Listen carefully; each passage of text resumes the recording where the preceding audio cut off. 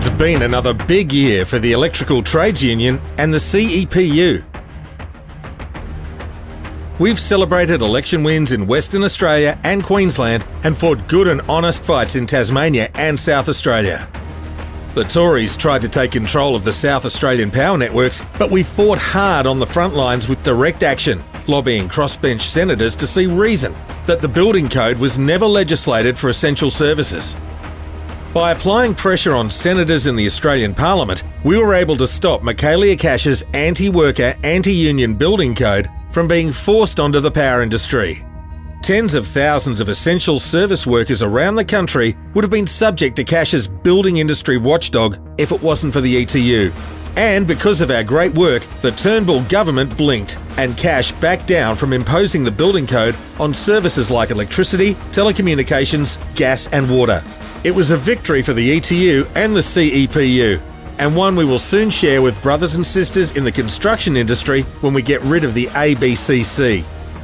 We fought hard and gained ground in debate over taxes as the Turnbull government trumpeted their plan to give big business an $80 billion tax cut. The ETU has kept the pressure on multinational corporations that continually avoid paying taxes in this country, even while they make fat stacks of cash extracting Australian resources.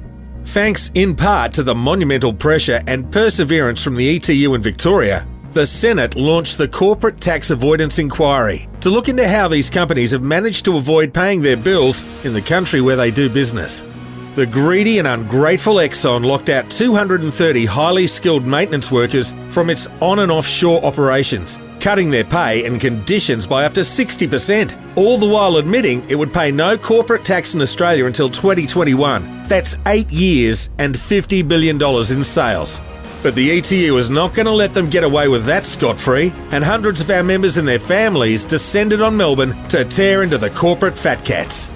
Further north, the ETU took the fight to the LNP and another successful election win in Queensland. We knew we couldn't rest on our laurels from the successful campaign that unseated the Newman government, but with the resurrection of One Nation, we had to fight again and take a stand to show that Queensland's power networks were not for sale.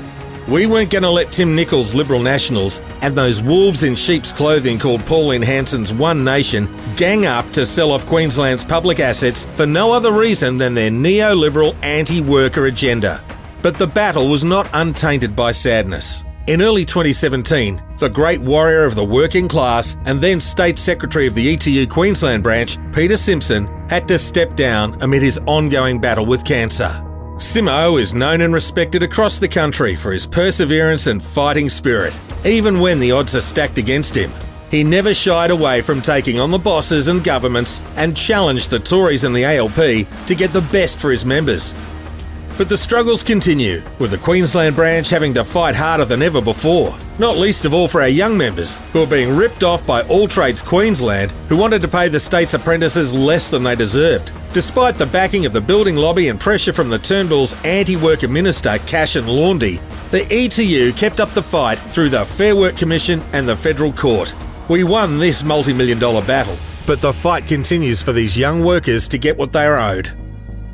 On the other side of the country, our brothers and sisters in the ETU faced the same battle. The West Australian Liberals were shown the door after 10 years in government, and they left touting the same plan to hawk the state's assets to private companies. In New South Wales, our members in the lift industry had two big wins against Coney, including a 16% pay rise for employees in a hard-fought EBA. And it doesn't end there. These victories are just a taste of what's to come as we take on the Turnbull government and their anti-worker policies. The ETU is charged and ready to take on this government and make the changes our members and Australian workers and their families deserve. It's now or never. We must fight to change the rules and stop the assault on workers. We'll do this as we march with all our union brothers and sisters around Australia to make sure we can build a better, brighter future for our families. When we take a stand together, when we fight together, we win together. Forever Union, forever ETU.